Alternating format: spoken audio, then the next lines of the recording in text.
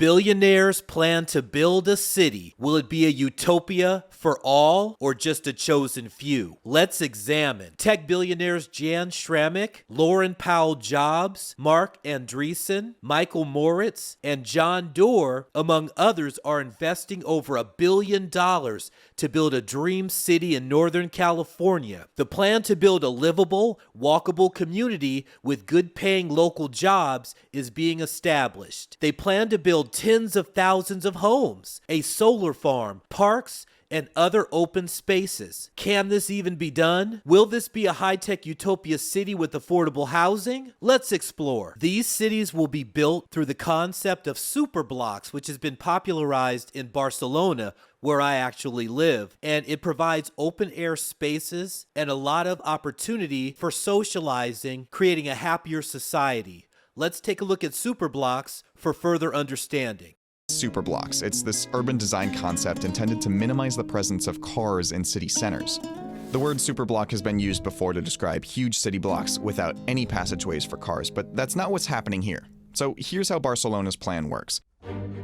You take 9 square city blocks and you close off the inside to through traffic, so buses and big freight trucks, or any vehicles that are trying to get from one part of town to the next, have to drive around the perimeter. Inside the superblock, the speed limit is kept to 10 kilometers per hour. That translates to just over 6 miles per hour. And curbside parking is replaced by underground parking. And that means you wind up with street space for markets and outdoor games and events. Within this 9 square block perimeter, you're going to have kind of a pleasant streetscape where people can walk around and mingle and do things without this kind of constant fear of cars around. We see when people change their streetscapes to prioritize human beings over cars is you don't see any decline in economic activity. You see the opposite. You get more people walking and cycling around more slowly, stopping more often, patronizing businesses more, and that kind of sort of that center of social activity will tend to build on itself. That's an excellent description there of superblocks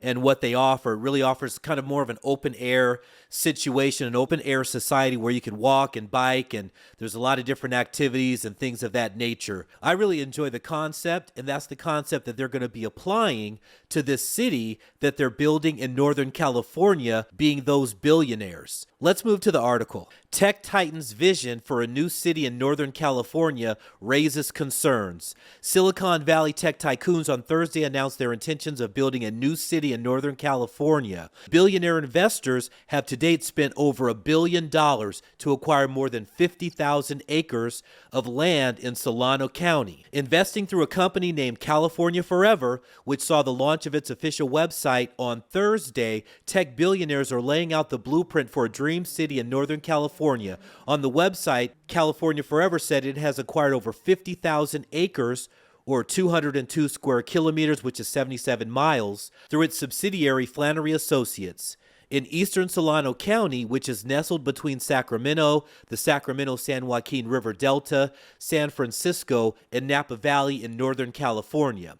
Located at the crossroads of major Northern California cities, Solano County is touted by the company as the perfect place to build the dream city from scratch. With over $1.1 billion of investment founded in 2017, California Forever by former Goldman Sachs trader Jan Schramik is backed by Silicon Valley heavyweights such as Lauren Powell Jobs, Mark Andreessen, Michael Moritz, and John Doerr, among others. City Dreams. Citing European cities as inspiration, Flannery said it aims to build livable communities and a walkable neighborhood while providing good-paying local jobs to residents. Wow, isn't that a breath of fresh air there? They're looking to make livable communities with good local paying jobs. That is a new concept. That's something new. So it looks like we're all going to be invited here, which is excellent. Flannery also revealed plans to build tens of thousands of homes. I was right. A solar farm, parks, and other spaces in the eastern part of the county. So they're going to build, looks like this could be about 100,000 homes or so there. So they're really trying to build a city that's going to be inclusive of everyone. Despite the company's ambitious plans, local authorities have expressed worries regarding the feasibility of the project, pointing to Solano County's dry weather conditions, Fairfield Mayor Catherine Moy said in an interview that Flannery's proposed plans are unrealistic. It's an area that is known for its drought conditions. It makes zero sense. There's no mass transit. It does not have fresh water. There's some water, but not enough for tens of thousands of homes, she said. Well, we'll see about that. Highway 12 is the highway that goes through there, out to Highway 99 and Highway 5.